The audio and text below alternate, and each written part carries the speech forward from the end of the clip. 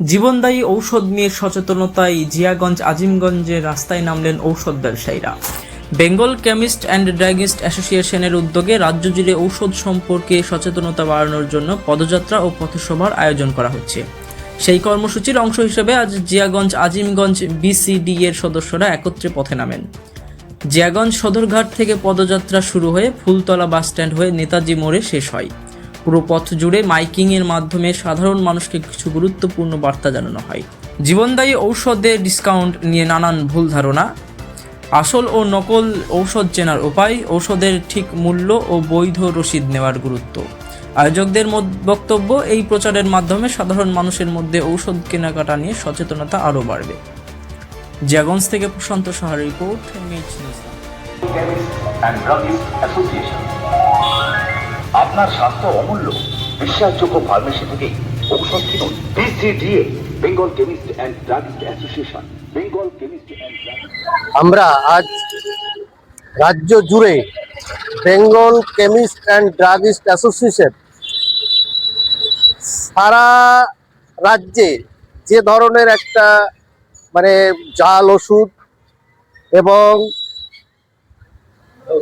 নিম্নমানের ওষুধ এবং ভেজাল ওষুধ এমনভাবে সমাজের মধ্যে ছড়িয়ে গেছে, যেটা আমরা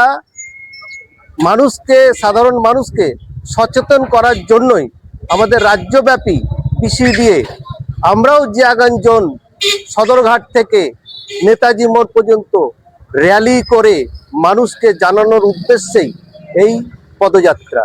আমরা চাই সঠিকভাবে আমাদের যারা রোগী সঠিক ওষুধ পায় এবং সস্তায় যাতে ওষুধ পায়, এবং আমাদের এটা দাবি রাজ্য এবং কেন্দ্র স্তর পর্যন্ত যাতে সমস্ত মেডিসিন, সমস্ত ঔষধের ওপর থেকে GST তুলে নেওয়া হোক, সাধারণ মানুষ যাতে সস্তায়। এটা জনগণের জন্য একটা অ্যাওয়ারনেস প্রোগ্রাম। অবশ্যই সার্ভিস টু হিউম্যানিটি যাদের ব্রত, সেই Bengal chemist and druggist association যারা 24 ঘন্টা 365 দিনই নিয়োজিত থাকে মানুষের সাথে, মানুষের পাশে। সেই কোভিড কালেও, সেই করোনার সময়ও কিন্তু আমরা সমস্ত দোকান বন্ধ, কারো মা বারণ করছে যেতে, কারো বউ বারণ করছে যেতে, তবুও কিন্তু আমরা চলে গেছি। আমরা জনগণের পাশে গেছি, যারা বেরোতে পারেনি তাদের বাড়িতে গিয়ে আমরা ওষুধ পৌঁছে দিয়েছি।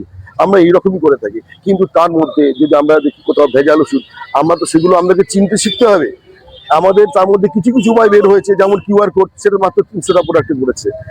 আমাদের সরকারের দাবি প্রত্যেকটা ওষুধে QR কোড করতে হবে, এবং যে জাল ওষুধ ধরা পড়ছে সেগুলো বেশিরভাগ অনলাইন, এবং কিছু বড় বড় ব্যবসায়ী ওই সামান্য মুনাফার জন্য, তারা তো ওষুধের ব্যবসায়ী, তারা কেউ কাপড়ের ব্যবসায়ী বা তারা সোনার ব্যবসায়ী নয়।